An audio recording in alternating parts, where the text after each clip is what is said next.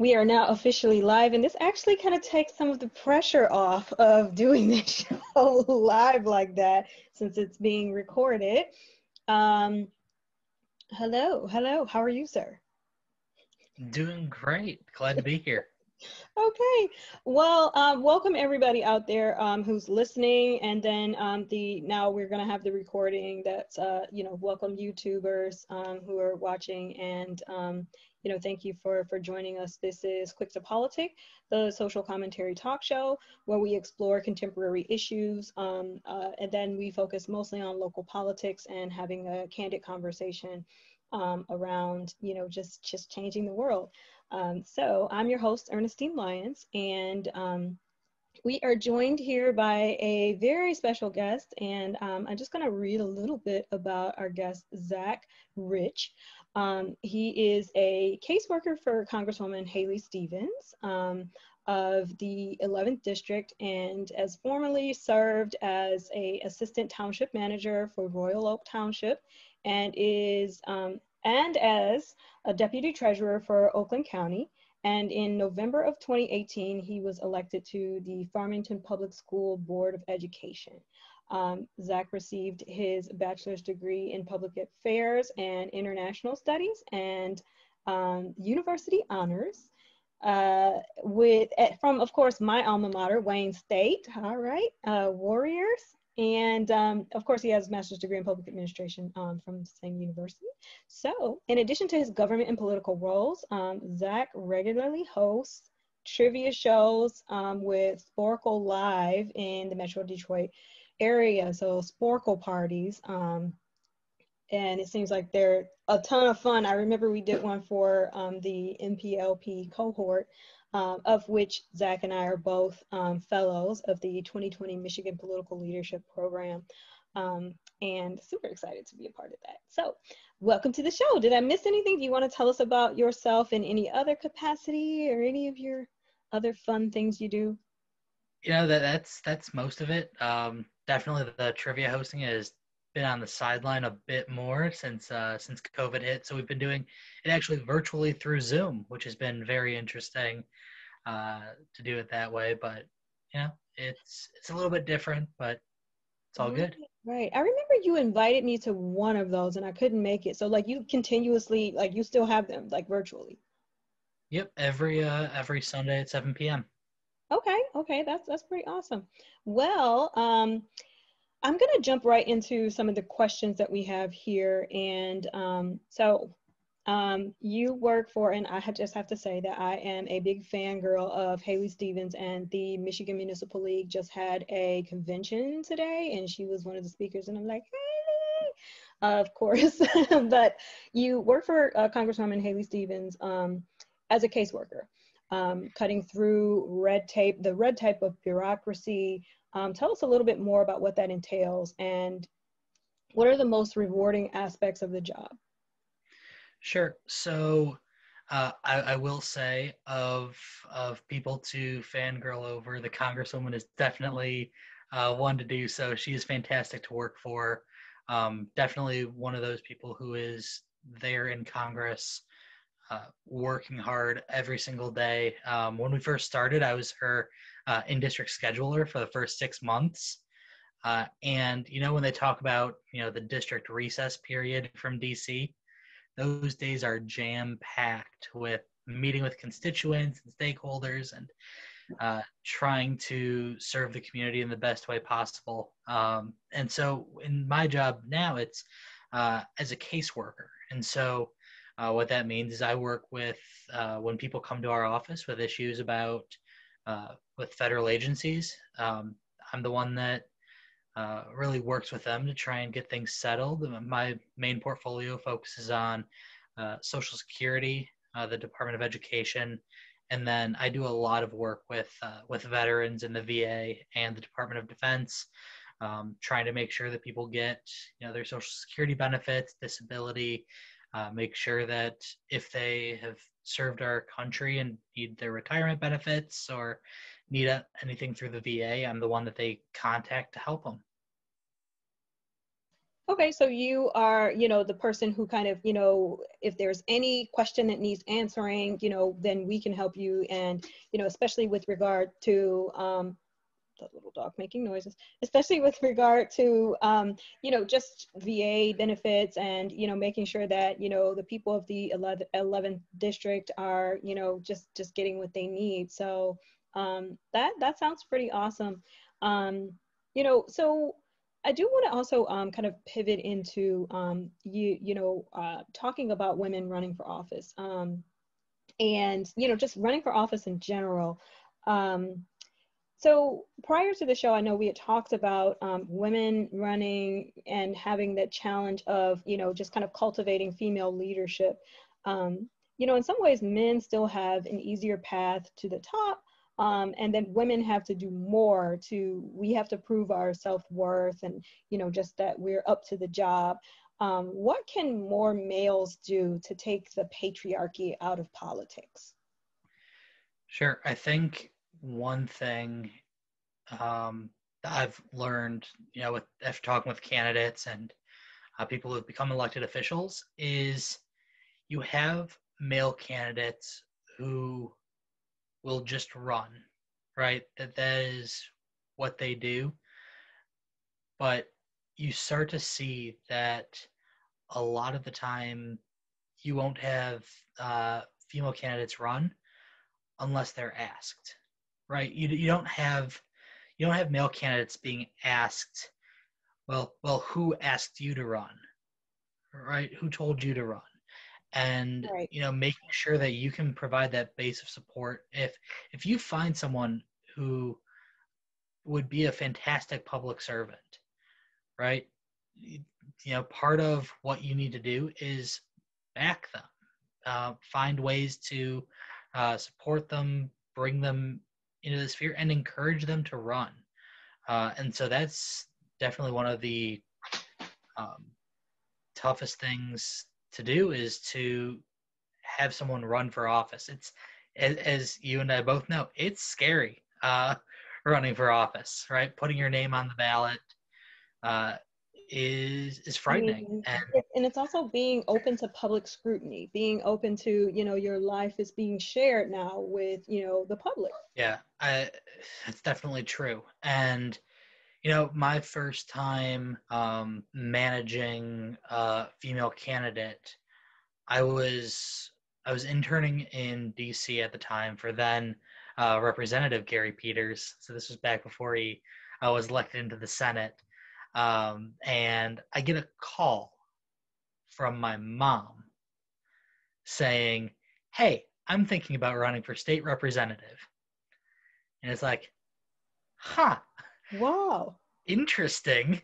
And she's like, "Hey, son, you're going to help with this."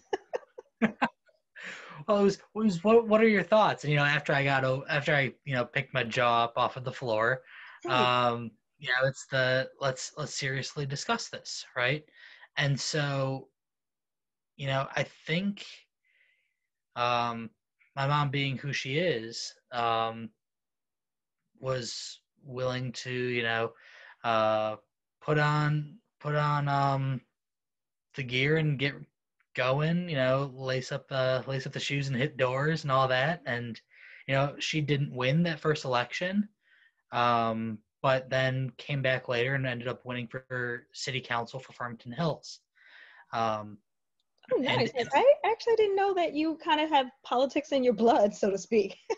Yeah, and before that, she's been on the Oakland County School District ISD for a decade now, which is interesting to think about. And so, seeing, looking at my mom as as a strong role model for who a female candidate can be and an elected official, and knowing that there are people out there like her who would be fantastic public servants, but you need to be able to get them to run.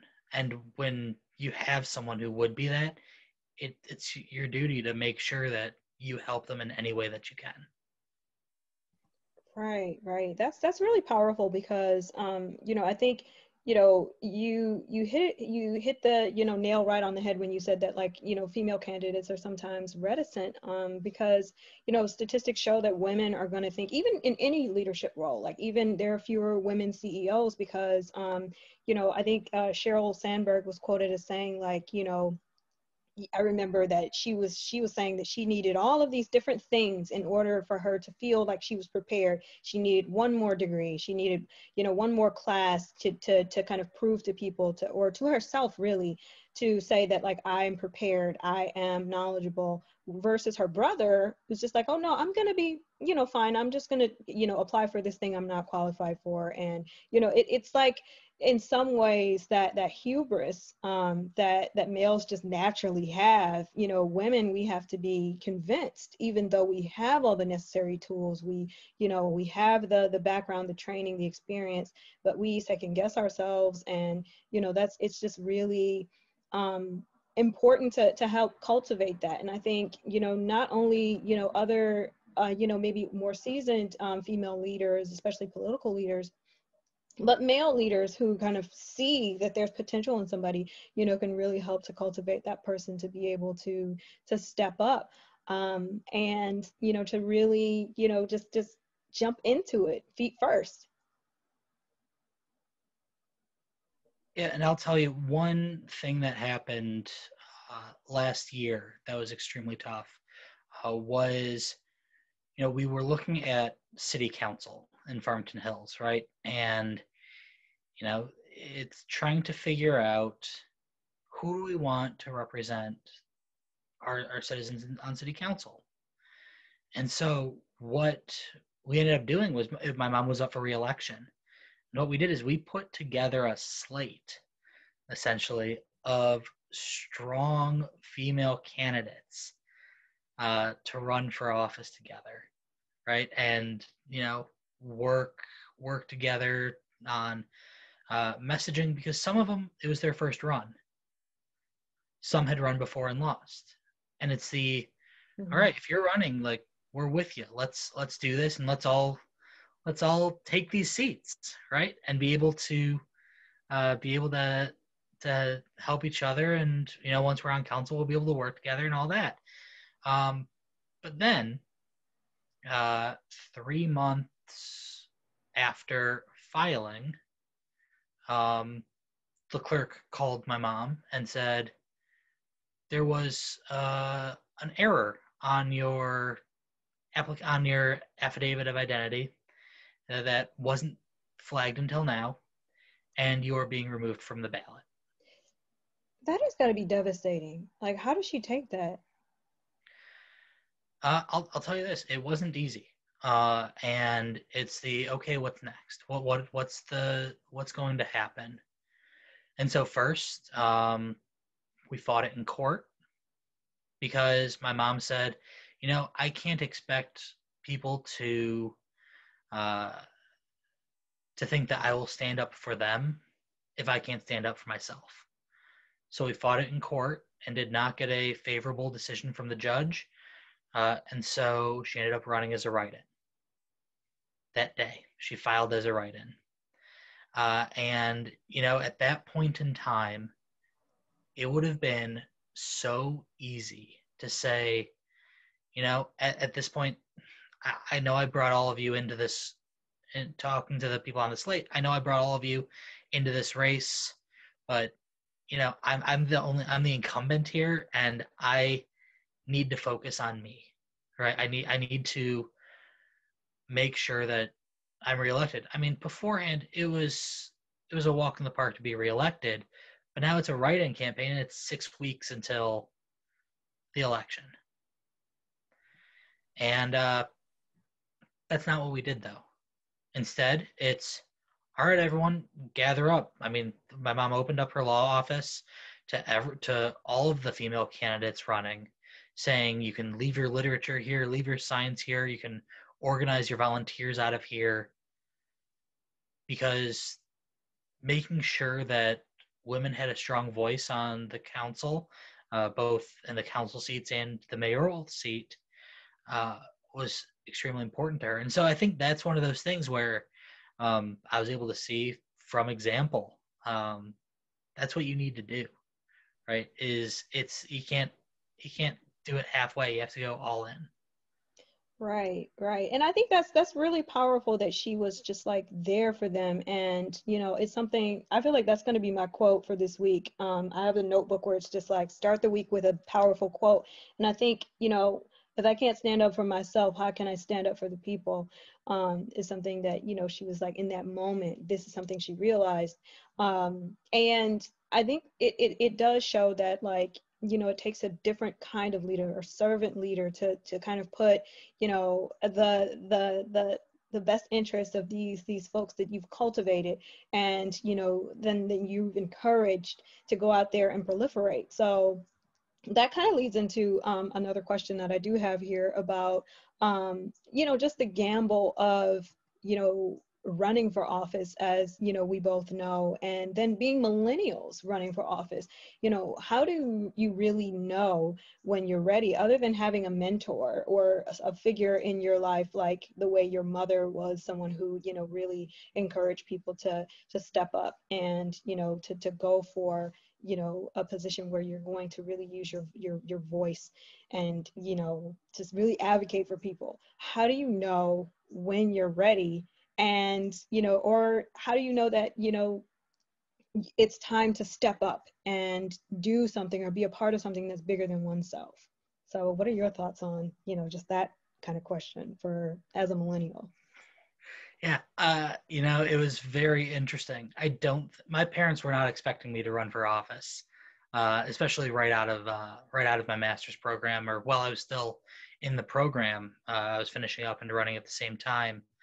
And when I told them I was going to be running for school board, they're like, "I'm sorry, you're doing what?" Uh, they expected me to graduate and get a job in Lansing in DC and be gone. You had previously done like a congressional internship. Is that right? Yeah, so that was I did that in 2013. And it's one of those where they thought that was the progression, and for the longest time I thought that's what it was as well. But then I took a serious look at what was going on in my life, what was going on in my community, and I saw that there was an open seat, and I'm like, okay, you know what, there's going to be an open seat on the school board. And education is the building block on everything, right? Mm-hmm. Making sure that children get an equitable education is the first step in making in equity in our community.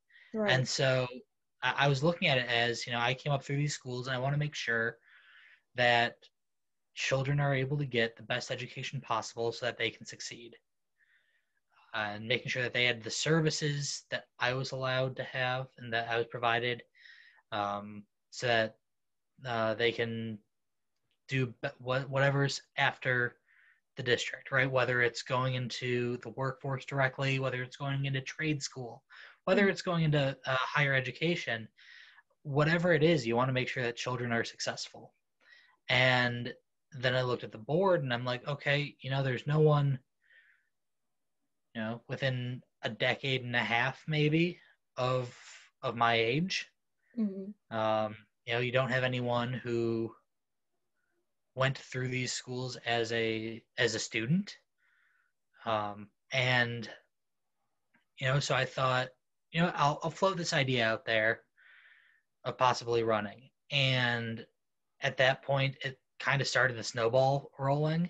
Right. And thinking, you wake up a lot of days when running and you're just like, oh, why did I decide to do this? I just put myself out here like this, and now what?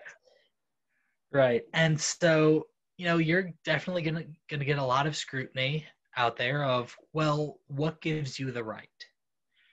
Outside of, it being my community and wanting to serve people. That's always been the big thing, is making sure that you're serving your community. And I thought, you know what, with my background, Mm-hmm. with my education, this would be the best way to serve my community. Right, And right. so And, just that's how kind I of did it. continuing like the legacy. I understand like Farmington schools are some of the best in the state. And, in some ways, a fresh perspective is going to keep, that, it's going to make sure things don't get stale and stagnant. You're going to make sure that you're innovating and, just kind of having that diversity of thought from, multiple perspectives and generations. Yeah, I'll tell you this. If you have a 7-person board and you only have one point of view, that means you need 6 new board members. Um, Oh, I've heard that one. there's definitely a reason that you need people with varying opinions, with different ideas on a lot of different things. Otherwise, you're going to be blind to a whole bunch of uh, opportunities, weaknesses, strengths, everything out there. Um, and so, I saw that there was a spot that needed to be filled, and I thought that would be the best one to fill it. Okay. So you took the plunge and, were people immediately receptive and, because you saw that you wanted to, to make some change and, how receptive were people to, hearing about like you running and things of that? So it was pretty positive in the long run. I started when I said I floated the idea out.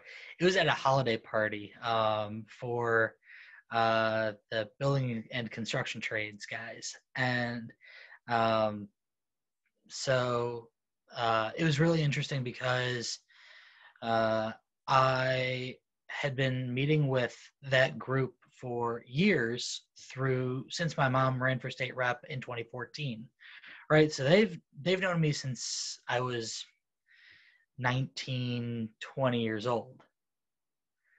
And so they've seen where I've grown in this community and what my values are. And I'll tell you, if you ever need hype people, the building and construction trades members are fantastic ones to really get you going. And so they definitely helped there. Yeah, sorry about that. Phone is No, ringing. sorry about that. At the same time that my dog is going, and I'm like, oh my gosh, be quiet. Yeah. So, okay, actually, I'm just gonna put her out real quick. So we're still rolling. All right. I'm just real Sure. fast. Go. Don't come back. All right. Sorry for that interruption. I'm glad we're not live for reasons like that. I hope nobody was like, hey, where's the show? The one time, like, not live. But yeah. So, I think that is really like, it's important to kind of have people who are just like, wait, you're doing what? Oh my gosh. And I love that story. I feel like it's really inspirational because, they were used to seeing you. And I think that's something that's important. When people get used to seeing you, they want you to step up. They think it's only a matter of time before, okay, well, we need his talent. We need his expertise. We want him to do something, to be a part of this community in some way that's, bigger. So, yeah, thank you so much for like telling your perspective. And I feel like you were in the middle of something though, and then the phone rang and the dog went Oh, nuts. it's all good. That was all the positive stuff. The negative came really once I said I was running. It like I said, it's really well, who do you think you are? You're just a kid. And we talked a little bit in the past about this. It's people not being receptive, but then attacking you over things that don't have anything to do with it.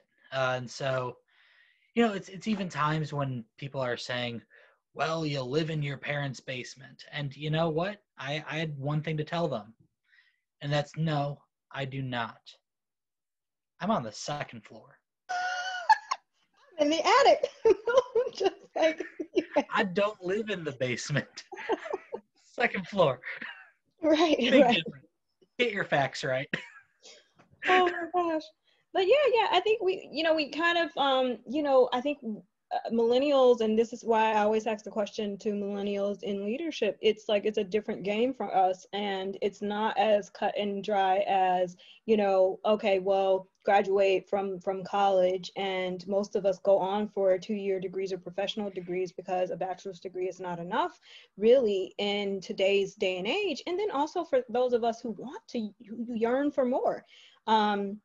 To become specialized and to go on for more education. Of course, it's going to tack on more money, but at the same time, it's going to give you that sort of sense of knowledge and that technical expertise. And so then you are kind of in a different bracket. So you're not going to be getting these jobs that are that for baby boomers and for generations that came before us. They just kind of, it was easy. It was easier for things to just happen, as far as careers to align right after college or even high school. I know in the case of my parents, to be able to have a cushy income, and so then the housing market isn't what it was. So we not only have student debt, but we don't have the jobs that are going to give you that kind of lifestyle to be able to just jump right into home ownership and then starting a family. And it's like,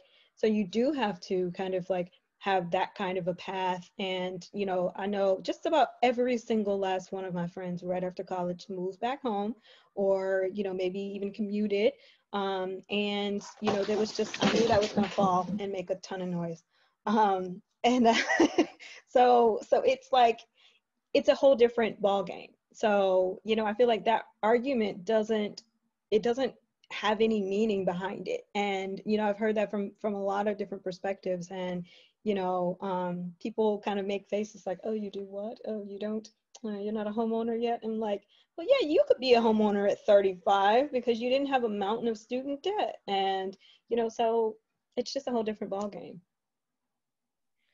Yeah, and you know what? There are so many people who live in intergenerational households, right? For whatever reason, and that's no reason that someone shouldn't be in public office. In fact, that makes it so that they have a unique viewpoint. Right. And I think it comes full circle because, in maybe like the generation before the baby boomers, with the silent generation and the greatest generation, there were tons of multi-generational households, just because of the nature of like housing. And, so it just, I think it's also more holistic to kind of go back to some of these things. And, we're actually seeing just communities coming back, and going back to like some of these old school ways of having, just a little bit more walkability, sustainability. And it just makes a lot more sense to have, generations, interacting with each other and, being there for each other in the ways that we are now. So yeah, it's just the argument that falls flat. All right. Shifting gears a little bit, I did want to just kind of close talking about Tuesday's debate. So, what were your thoughts? And oh my gosh, I read today, I think, that they are going to implement a muting mic kind of, mechanism so that mics can be cut off if, people are over speaking or, so I really think that may make a world of difference. But yeah, it was Jake Tapper who said it was what did he say? It was a hot mess in a dumpster fire within a train wreck. And I feel like I got it wrong somehow, but still, it was just that summed it up pretty well. So your take. Yeah. It, I'll tell you this.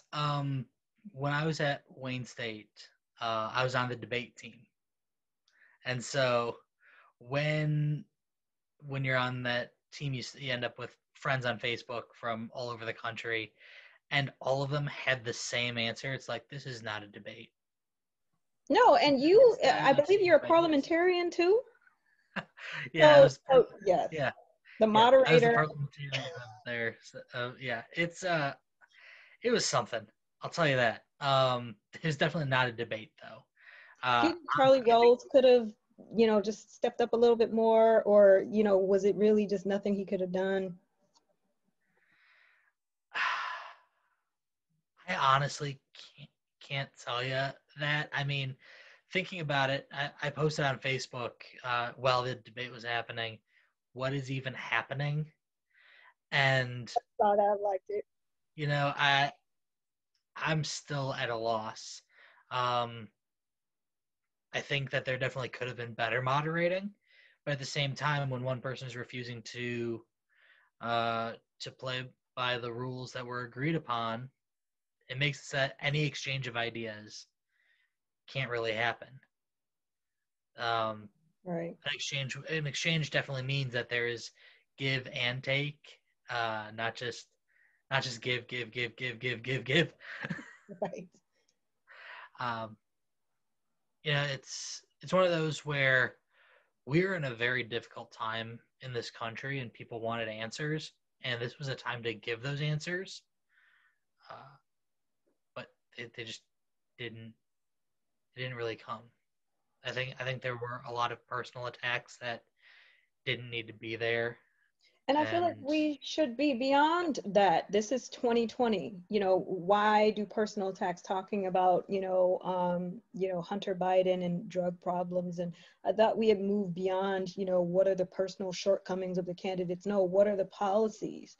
And it was, I think, Joe Biden did do a good job of trying to make sure he stayed on track and even looking right into the camera and talking to the American people, as opposed to kind of, looking at his opponent, or, kind of simmering, or, I felt like, there was just like this anger that was directed every time, instead of, come on, no, the American people want to know what both have to say. And, I think that's really a good technique for, I feel like it was the Kennedy versus Nixon debate, that people said that, this was the first time that you had a big televised debate, and Nixon didn't look, as good as Kennedy, because Kennedy kind of had those techniques of like, I'm going to look right at the American people, I'm going to look right into the camera, and, I'm going to try to, but I mean, I think the days of those debates are gone. And this kind of ushered in a new era of,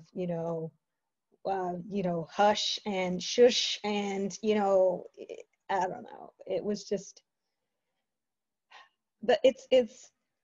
I really think that in some ways, like the way that our democratic process has kind of taken the civility, um, away from things, and there should be rules, there should be decorum, and this as like a person who has professionally debated, and parliamentarians know that this is the way that structure really allows for the issues to really be presented to the people. So that was crazy. yeah, I think the that exasperated sigh that you gave is definitely what was shared by many people on Tuesday, Right. and Right. it's tough, but it's one of those things that at the end of this we'll see what happens. We and will. and, We and and as millennials, I'll say this: as millennials, we've gotten uh, a lot more jaded. Definitely not as much as Gen Z right now, because if you're looking at what a lot of them are saying, I mean they're growing up in this, Mm-hmm. right? And so some are in their early to mid 20s right now. Mm-hmm. And so thinking about it's the same way that they infantilize millennials when the eldest of the millennial generation Just are in turned their 40. late Like, 30s. Yeah. mm-hmm. Um, and so Gen Z is voting now, right? And so and this is what they're seeing as their choices. And so I think that makes things a lot more difficult. And so that's why we talk a lot about how we've got a lot older people running for office in a lot of areas, but that's why it's so important that we have younger people running for seats starting locally and going up. Right, right. I remember reading in Time magazine that they were, saying that when you had in like 2018, a lot of, these newly elected, congresspersons, a lot of them women, that, America was beginning to look like a gerontocracy where, you've got, I know when Alexandria Ocasio-Cortez was running, her, opponent, who was the incumbent, he was like, I want to say like late 50s, but he was the young newcomer, and he was, Speaker Pelosi was like, oh, he's going to be the pick who's going to, I'm going to nurture him to become the fresh face of leadership. And so it's like that's almost what it's become, where you've got folks who are in their late 70s, cultivating people in their 50s to, just kind of take on the mantle, whereas millennials are just jumping right in there, and we're looking at things from a different perspective. We're trying to solve problems from different angles, and it's not going to be that cut and dry. And I think we talked about this a little bit before the show, where I think folks kind of get stuck in their ways, and I think it does take that perspective to kind of shake things up, to offer another perspective. Definitely. And this is a continued conversation that people are going to be having for many years to come. Oh, for sure. Oh, for sure. And, I just want to be able to, for the generation that comes after me, the Gen Zs and, the ones beyond, to be able to kind of show them like, hey, that's not functional politics. And I think, our generation is becoming the largest, because, we're just in terms of population and in the workforce. So our thoughts really matter. And just to be able to show that we have to start getting creative, and just really presenting something that's outside of the box, and that's kind of be the thing that unites us. So I want to really thank you for your perspective, and any other closing words of wisdom to all of us in millennial leadership out there, and folks who are aspiring political, hopefuls and things of that sort. Just closing us out. Sure. Two things. First, there's the old adage, it's not what you know, it's who you know. I think that it's a little bit of both. It's showing who you know, what you know. And so with every opportunity that you get, make the most of it, give 110%, and show what you can do, because that's how you start to be able to move forward, move up, and that's what you need to do. Take advantage of those opportunities. That's one of those things I've tried living my life by, and anytime there's an opportunity, it's part of that give me an inch and I'll go a mile type thing. Oh yeah. Yeah. Oh yeah, and I think that's definitely the personality you kind of have to have in this line of work, where nobody's going to be like, oh wait, well, okay, we're just going to be nice to you. It's like, no, I'm going to have to be that person who's going to, show you what I've got, because other than that, I'm going to tell you about this outside of the box idea, and you're going to be like, never heard of it, never done it before, it can't be done. But it's like, no, I'm just going to show you. I'm just going to lead by example. And, I personally, I'm just going to grow a tougher skin and be more resilient. So, yeah, that's definitely important. So thank you for your thoughts, sir. Thank you for coming on the show. I am just going to go ahead and, send this out into cyberspace immediately after because we had technical difficulties today.